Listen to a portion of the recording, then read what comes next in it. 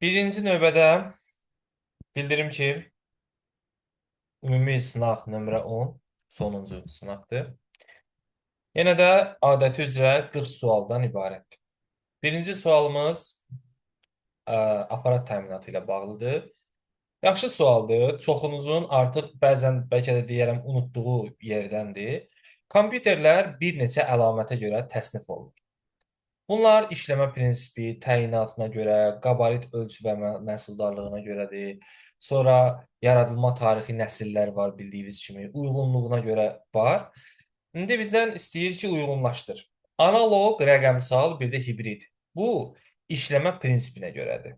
Analoq, rəqəmsal, hibrid. Deməli, 1-ə uyğun gələcək A-la Y. Təyinatına görə isə 3 yerə bölünür. Ümumi təyinatlı, problem yönlü, bir də ixtisaslaşmış. Deməli, 2-yə də uyğun gələcək B və C. Ümumi təyinatlı həm də universal deməkdir də o mənada.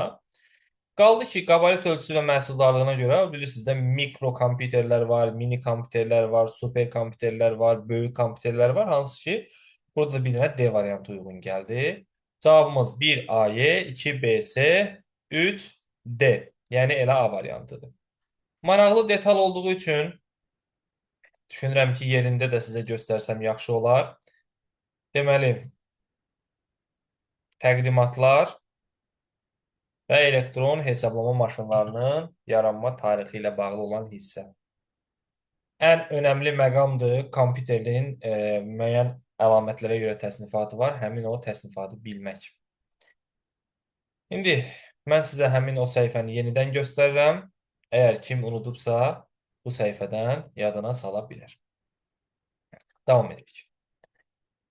Aşağıdakılardan hansılar şimal chipsetinə qoşulmur? Bilirsiniz ki, chipset ana plata üzərində yerləşir, daxili qurğular arasında informasiya axını təmin edir və bir növ demişdik, kitabda da yazılmışdı ki, ana platanın bütün funksional imkanlarını özündə birləşdirir.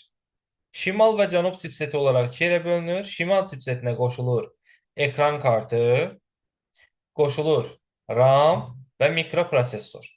Burada sual verir ki, hansılar şimal chipsetinə qoşulmur? Təbii ki, 1, 3, 4-ü çıxandan sonra düzgün cavab bizim əlimizdə olacaq.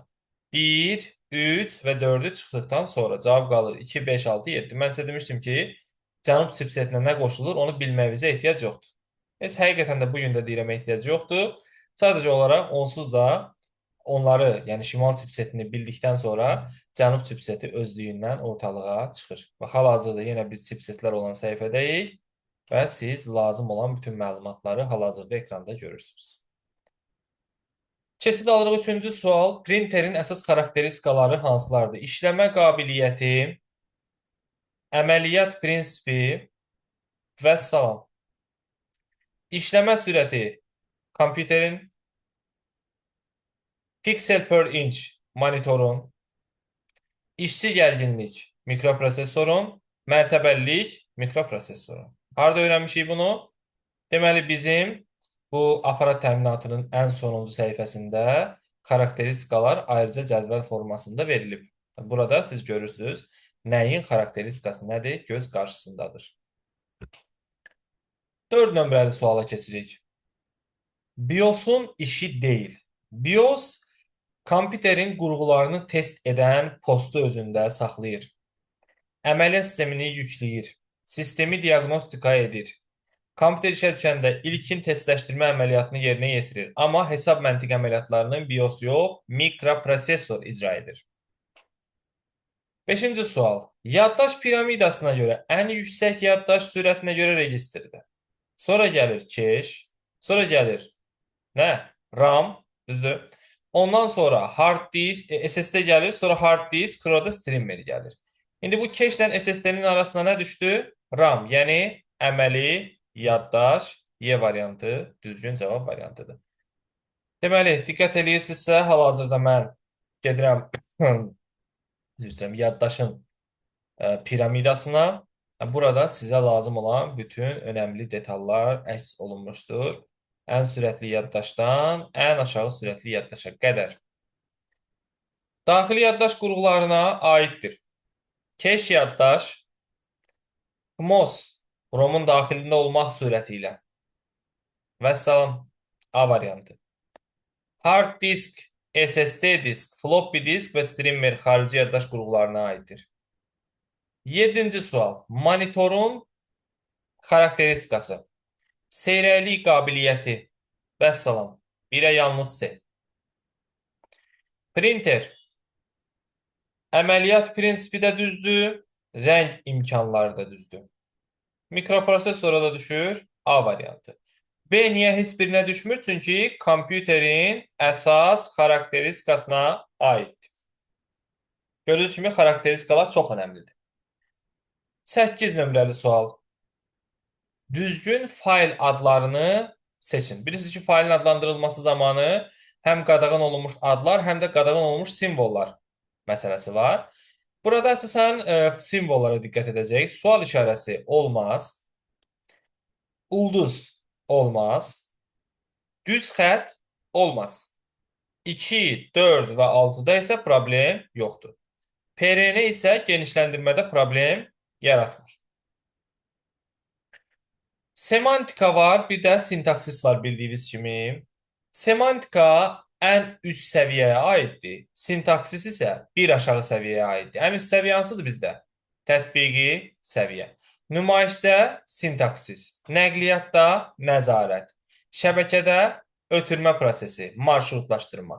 Fizikidə isə bitlər səviyyəsində ötürülmə, bitlər səviyyəsi ən aşağı səviyyədir. Cavab Y variantı tətbiqi səviyyə. Overtype, yəni əvəzləmə rejimi. Təbii ki, insert düyməsi. Undo, sonuncu əməliyyatın ləğvi, Ctrl-Z. Redo, ləğv olmuş əməliyyatın bərpası, Ctrl-Y. Alt spacebar. Bu kombinasiya, demişik, hardadır? Qovluq içərisində, əgər qovluğun sol yuxarı küncündə belə bir pəncərə ki, açılır biz mouse'dan toxunanda, bunu klaviaturadan açmaq istəsən, alt spacebardır. Bunun təyinatı budur. Enter-də bilirsiniz, daxil etmədir. Ofislərdə də Enter yeni abzas yaratmaq üçün nəzərdə tutulmuşdur. Cavab A variantı. 11 nömrəli sual.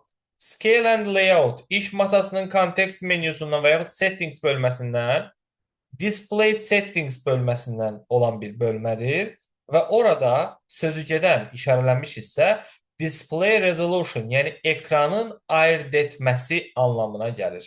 Ekranın ayırd etməsi. Burada təbii ki, ayırd etmə sözünün yerinə ekranın həlli ifadəsi də qəbulda qarşınıza çıxa bilər. Resolution, display resolution ekranın ayırd etməsidir.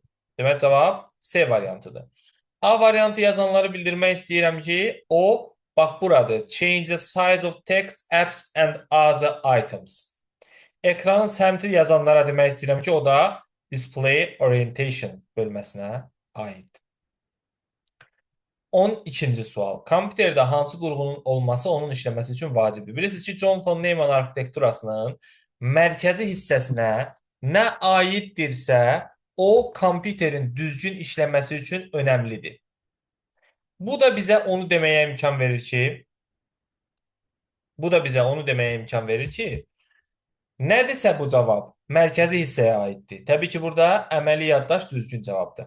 B variantı.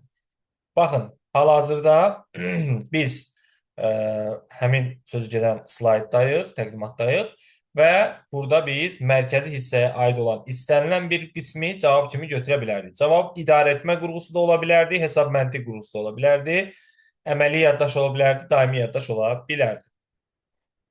Açıq kabellərə şəbəkənin qoşulması və açıq qalan yerlərin torpaqlanması üçün istifadə olunan qurğu. Burada təbii ki, terminator qurğusudur. Şəbəkənin boş qalan yerlərini bağlayır ki, elektrik enerjisi və məlumat itkisinin qarşısı alınsın. Ha belə həmin o yerlər gələcəkdə şəbəkənin böyüdülməsi üçün istifadə edilə bilər.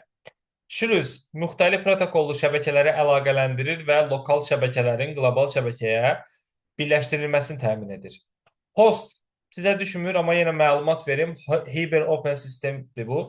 Deməli, TCP/IP protokollarından istifadə edən istənilən kompüter, host sayılır şəbəkədə. Transceiver işçi stansiyanın yoğun koaksial kabelə birləşdirilməsi üçündür. Tranzistor da bilirsiniz də ikinci nəsil kompüterlərin element bazası olmuşdur. Aeronun hansı funksiyasında mouse'un sol düyməsi ilə aktiv pəncərənin başlıq sətrindən tutub? Bax, görüyorsunuz kimi tutmuşam hal-hazırda. Ə, və pəncərənin sol tərəfinə aparsaq, sol tərəfi tutacaq. Bu aerosnapdır dostlar. Klaviatura kombinasiyası da Windows düyməsi ilə sol ox işarəsi. Aerosnap C variantı. 15 nömrəli sual. Asan sualdır. Hər bir kompüter dairə üzrə, təbii ki, halqa vari topologiya 1-ə A. Paralel olaraq bir rabitə xəttinə qoşulur. Bir dənə mərkəzi rabitə xətti var və kompüterlər ona paralel qoşulur. Təbii ki, bu şindir. B variantı. Bir mərkəzi kompüterə digərləri qoşulur. Bu da ulduzdur. Ulduz hardadır? D variantında. Deməli 1A, 2B, 3D. A variantı. Win-Home kombinasiyası Aeroshake-ə aiddir. Yəni vahid bir pəncərə qalmaq şərti ilə silkələyirsən və qalanı yığılır taskbara. Aeroshake C variantı. Aeropeak'in qısa yolu Win plus D. Aerosnap Win yuxarı, Win sola, Win sağa. Aeroflip alt tab, Win tab. Aeroflap belə şey yoxdur. Save as əmri ilə açılmış dialoq pəncərəsi ilə bağlı düzgün fikirləri müəyyən edin. F12 düyməsi ilə açılan pəncərədən sənədi ayrı-ayrı zamanlarda iki fərqli yaddaş qurğusunda saxlamaq olar, amma eyni zamanda olmaz. F12 düyməsi düzdür. E-mail ilə göndərmək şeyədəndir. Parol düzdür. Eyni zamanda yenə ifadəsi səhvdir. Cari sənəd bloqda dərc etmək şeyədədir. 2 və 4 düzgün cavabdır. 18-ci sual. Hansı görünüş rejimidir? Faylın tipi və həcmi barəsində məlumat görürüksə, bu şübhəsiz ki, ya contentdir, ya detailsdir, ya da tilesdir. Digər rejimlərin heç birində faylın həcmi və tipi haqqında məlumat görsənmir. Mən hardan ayıraram contentlə detailsi? Detailsda piktoqramlar görünmür. Kiçik piktoqramlar olur. Bu bir. İkincidə 4 dənə sütun olur orada. 4 dənə məşhur sütun olur. Bu da hansıdır? Addır, tipdir, ölçüsü, düzəliş tarixidir. Amma kontentdə 3 sütun olur. Deməli, cavab A variantıdır. Sütunların sayına diqqət elə. 19-cu sual. 25 səhifəlik sənəddir və yalnız tək səhifələr çap olunacaq. Odd page 1-dən 9-a kimi 1, 3, 5, 7. 12 getdi cütdür. 15, 17, 19. 23 və 25. Burada 32 yazılmasına baxmayaraq limitimiz 25-dən o tərəfə keçə bilməz. Sayırıq səhifələri. 4 səhifə, 7, 9 səhifə. 9-u böldün 4-ə. 2 tam nə qədərsə eləyir? 3 götür. 3'ü böldün 2'ye. 1 tam ne kadar eləyir? 2 götür. 2'ni də vurdun 4'ə. Aldın 8. Y variantı. Bu sualda artıq sən odun nə olduğunu da bilməlisən. Müəyyən səhifələr aşanda limiti onu aşmaq olmaz. Onu bilməlisən. Böləndə yuvarlaq götürmək lazımdır. Onu bilməlisən. Boss nəyə deyilir? Onu bilməlisən. Bütün bunları bilməlisən ki, bu sual düzgün cavab verəsən. Yoxsa mümkün olan iş deyil o. Müxtəlif qovşaqlarda eyni. Bax, siz eyni sözü olanda cavab nə olur çox vaxtı? Bridge olur, düzdür? Amma burada o eyni, o eyni deyil. Bu dəfə deyir ki, müxtəlif qovşaqlarda eyni səviyyədə olan şəbəkə komponentləri ilə mübadilə edilən xəbərlərin ardıcıllığını və formatını təmin edən qaydalardır. Bir sözlə şəbəkədə kompüterlərin biri-biri ilə ünsiyyət dilidir. Deməli, cavab protokoldur təbii ki. Protokolun bu tərifini də bilmək şərtdir. 21-ci sual lokal şəbəkələri uyğunlaşdır.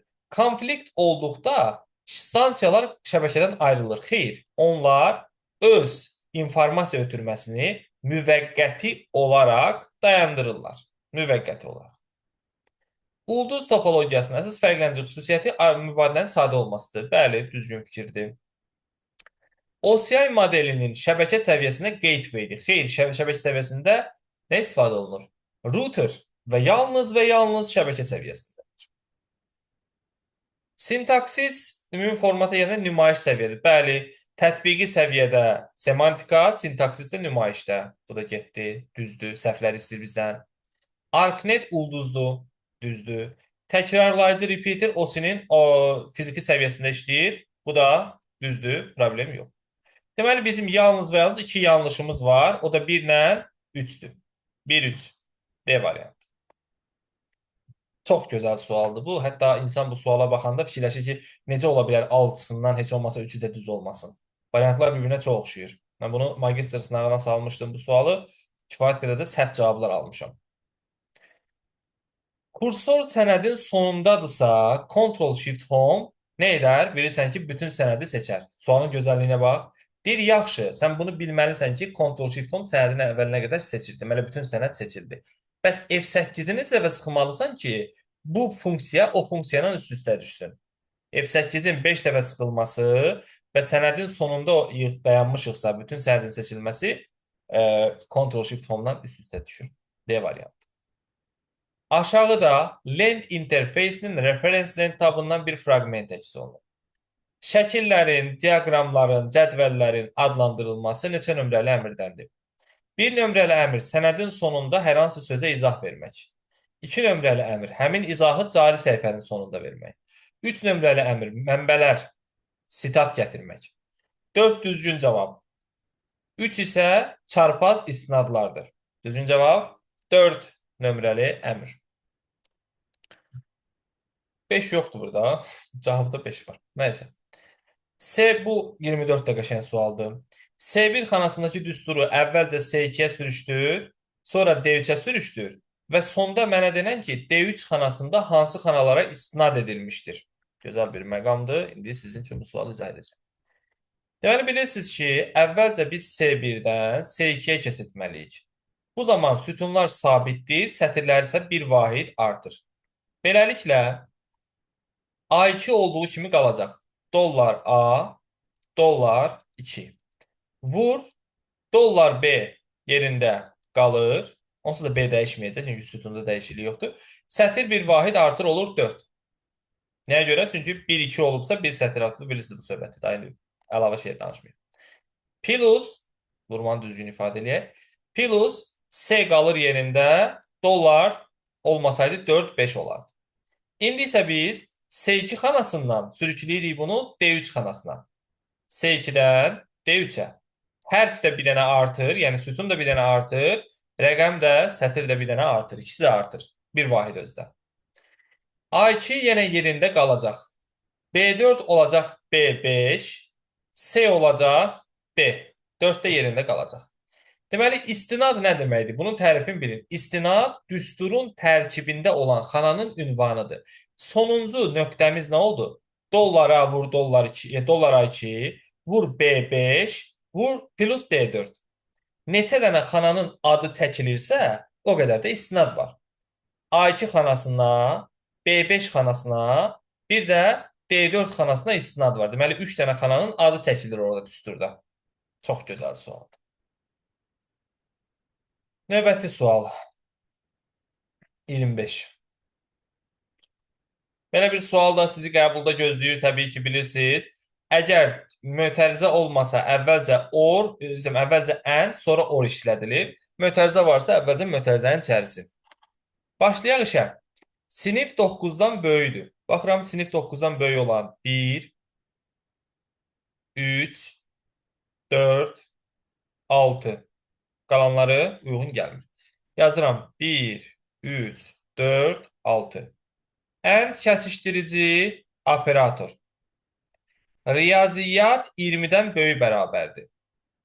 1, 3, 6-da düşür, bərabər dediyi üçün və 7. 1, 3, 6, 7. 1, 3, 6 və 7. Təbii ki, and operator olduğu üçün ortaq olanları götürəcək. Cavab olacaq 1, 3 və 6. Deməli, buranı belə silirik. Bunun da üstündən xət çəkirik və deyirik ki, burada tapdıq 1, 3 və 6. Sonra davam edirik yolumuza. And-i işlədəcəyik, amma hələ ki, mötərizənin içi işləməlidir. İngilis dili 18-dən kiçik olsun. Baxıram ki, İngilis dili 18-dən kiçik olan 1, 2 və 8. 1, 2 və 8. Or birləşdirici operatorla Azərbaycan dili 19-dan kiçik bərabərdir. 1, 4, 6. 1, 4, 6. Deməli, 1, 2, 8 ilə 1, 4, 6-nı birləşdirsən olacaq 1, 2, 4, 6, 8. Və bunun qarşısındakı nod 1, 2, 4, 6, 8-i istisna eləyir. 1, 2, 4, 6 və 8. Bunları istisna eləyir. Geriyə nə qalır? 3, 5 və 7. Haman o 3, 5, 7-ni, və buradan ki not buna 3, 5, 7 elədi. O 3, 5, 7-ni sonra kəsişdirirsən 1, 3, 6 ilə. Kəsişdirəndən sonra neçə yazı ödəyir? Yalnız bir dənə yazı. Hansı yazıdır o elə? 3 nömrəli yazı. Deməli, A variantı uyğundur. Aydındır? Belə bir məsələ. Sualda səhv eləyən var, qarışıq nəsə və yaxud da kimsə başqa cavab alıbsa, buyura bilər. Hər şey yaxşıdır. Fərqli cavab alan yoxdur ki. Lap yaxşı. 26-cı sual. Mak ünvanlardan hansılar düzgün deyil? Bilirsiniz ki, 6 hissədən ibarət olmalıdır. Lap birinci şərtimizdir. Burada 7 hissədir 5-də. Bunu qoydum bir kənara. Onsuz səhvləri istəyir. Hə, qoy bunu götürəcəyik onda. Səhvləri istəyirmiş. 5. A hərfindən F hərfi daxil hərflər ola bilər. Deməli, 2-də J var, üstdə də L var. Bunlar yanlışdır. 1-də bir səhv görmədim. 4-də də bir səhv görmədim. Eləcə də 6-da. 2, 3 və 5 yanlışdır. Düz olanlar 1, 4, 6. 27-ci sual. E4 xanasındakı düsturu, aha, çox gözəl bir sual. Sonuncu sınağı xüsusilə dediyim kimi özəlimlə hazırlamışam. Bunu artıq işləmək sırf sənin orada miqrasiya necə yaza bilərsən onu çıxardır ortalığa. E4 xanasındakı düsturu budur. Bərabərdir. A dolları 3 vurulsun. Dollar C4. Demişdik, neçəsinə köçürülə bilməz söhbətlərinə görə özümüz üçün bir müəyyən məsələ çıxardırıq ortalığa, bir məqam ortalığa çıxardırıq ki, sütun, yəni hərflər maksimum nə qədər azala bilər? Baxıram ki, hərfin ən balacası A-dır, bu da azala bilməz. Deməli, olmaz. Sütun azalmamalıdır. Sətir nə qədər azala bilər? Sətir də 4-ə görə deyirəm də, çünki bu üçün qabağında dollar var. Maksimum 3% azala bilər. İndi B1, D2. B1, B2, C1, C2, D1, D2. Düzdür? Bunların istənilən birində hərfin azalmasından şahid. Çünki B, C, D, Y gəlir axı. Hərf burada da azalıb, burada da azalıb. Burada da azalıb, burada da azalıb. Eləcə də bunlar da azalıb.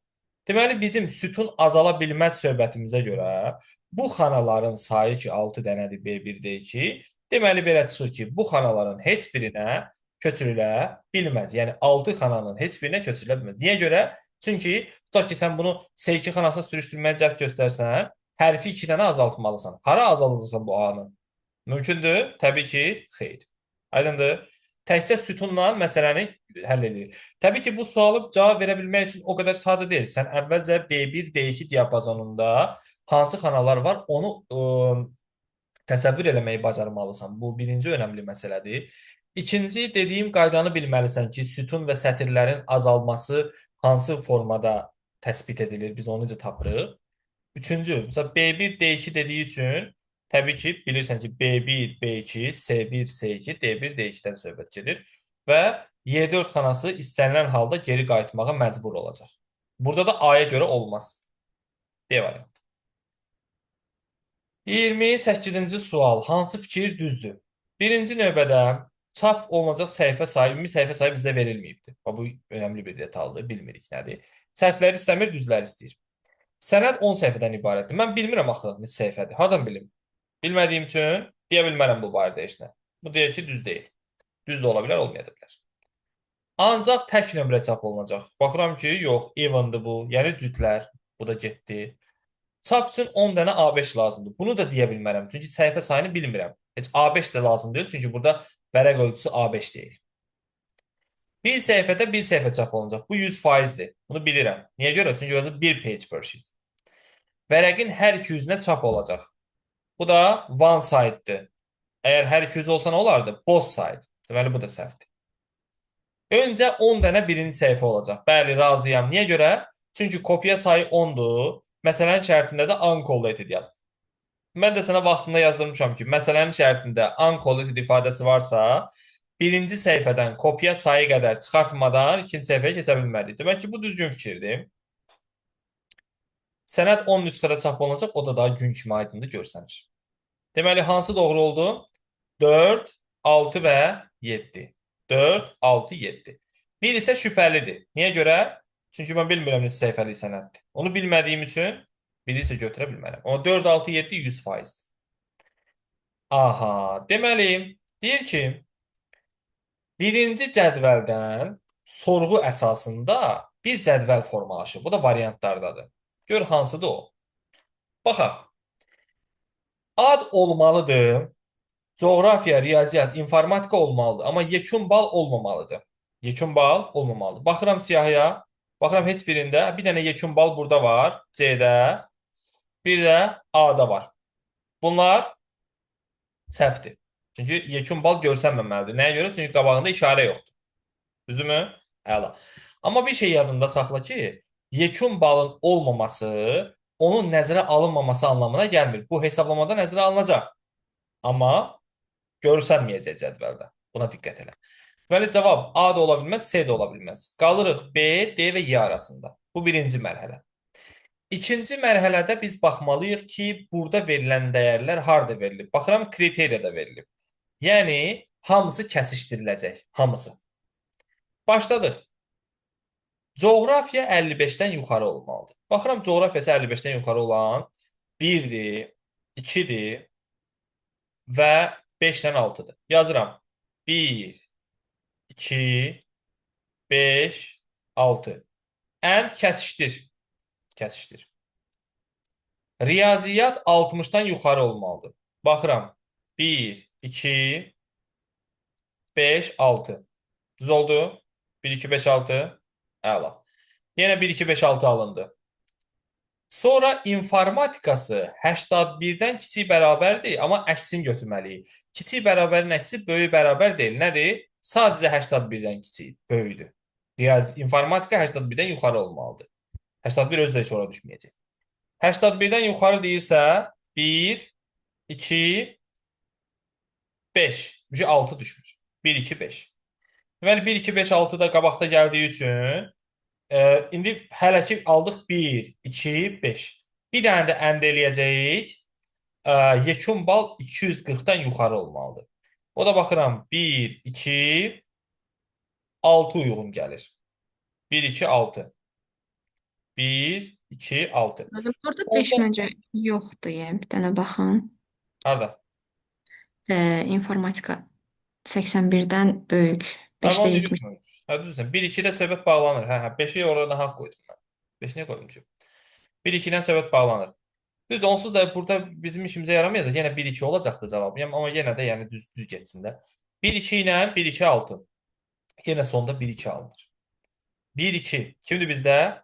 Nərgiz Fidan. Nərgiz Fidan olmalıdır. Nərgiz Fidan A-la Jones da ola bilməzdi. B ola bilməz, könül də düşür. D variantı. Nərgiz Fidan, coğrafiya, yəni həmin adamlarda riyaziyyat və informatika.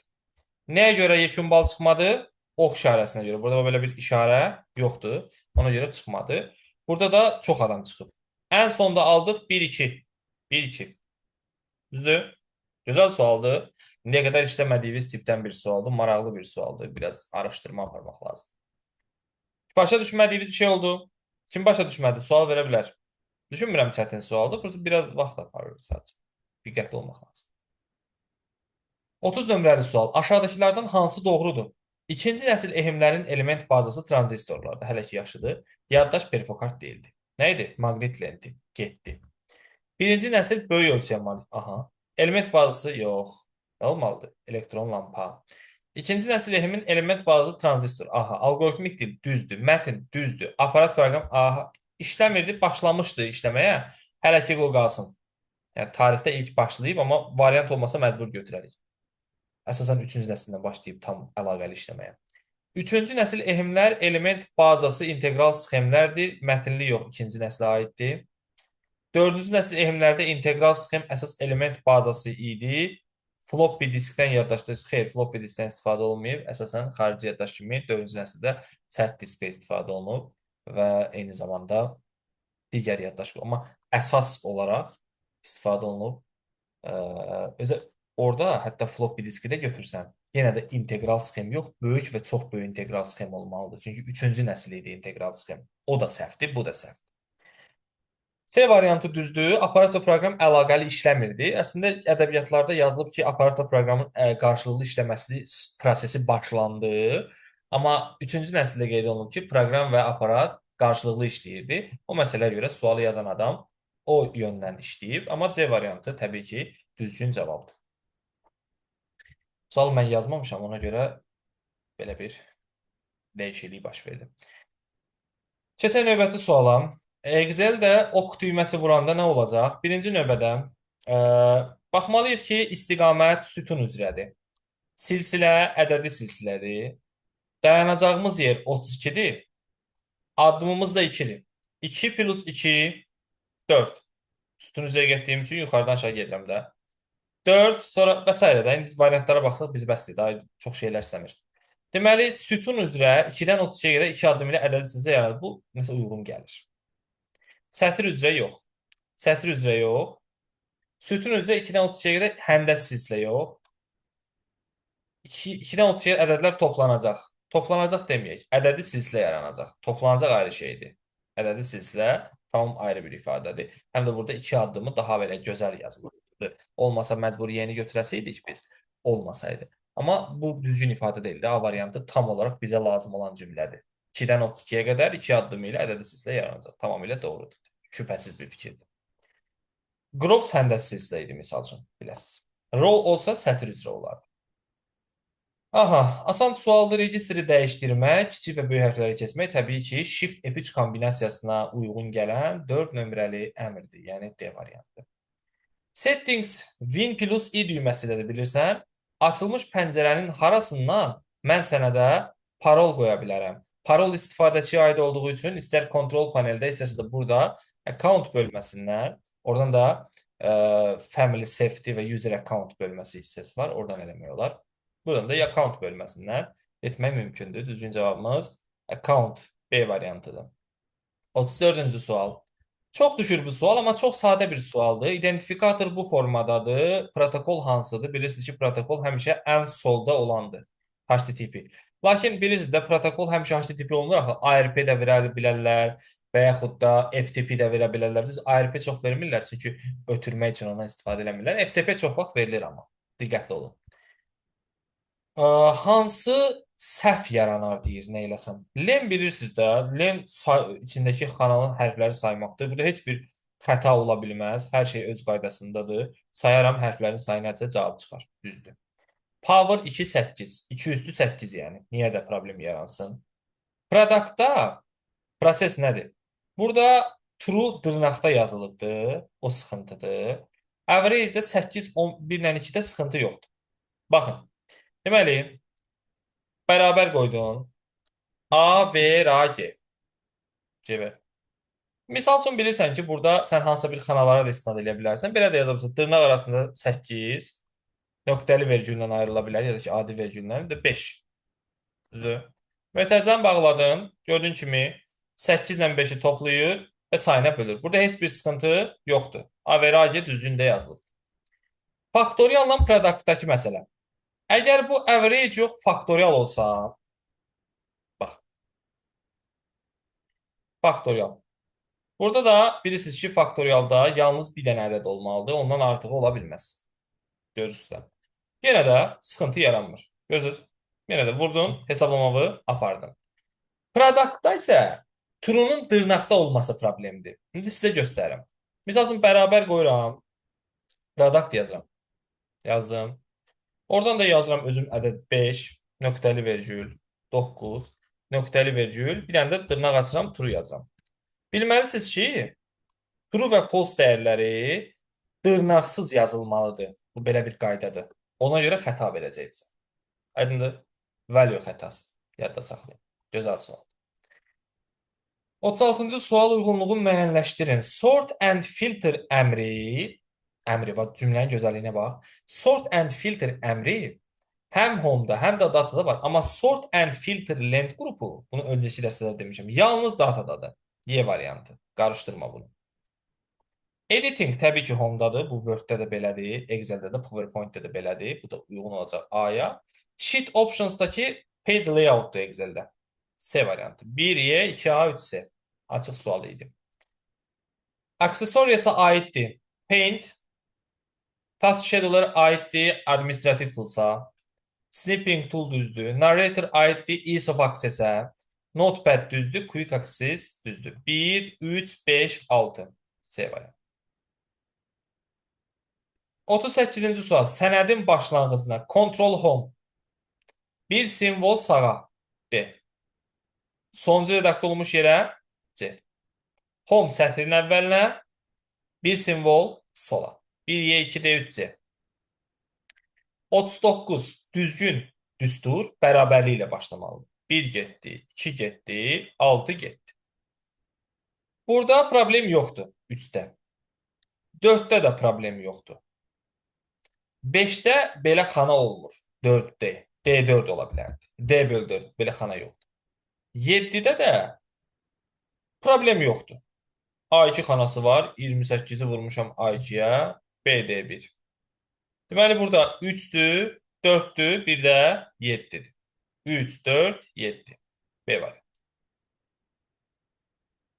Sonra 40-cı sual. Verilmiş cədvəldə kartej və domenlərin sayı cəmi. Kartej birisi sətirlərin sayıdır. 1 sətir, 2 sətir, 3 sətir, 4 sətir. 4 plus. Bir də ki, domenlər. 1 domen, 2 domen, 3 domen. 4 plus 3, 7. Düzdür? 8 yaza bilərsən hansı halda? Harada çaşa bilərsən? Birinci sətir ki var ha, bax bu. Bu sətir nə sayılır? Bu sətir deyil. Nə deyirlər buna? Buna deyirlər atribut, yəni cədvəlin sütun başlığı. Sən onu kartej kimi saya bilməzsən. Nə oldu? Bu sətir sayılmadığı üçün kartejlərin sayı 4 dənədir, domenlərin sayı da 3 dənədir. Topladın 4-dən 3-ü aldın 7. Yəni, asan sual kimi görsənməyinə baxmayaraq diqqətli olmaq lazımdır. Bunu mən saxlayayım.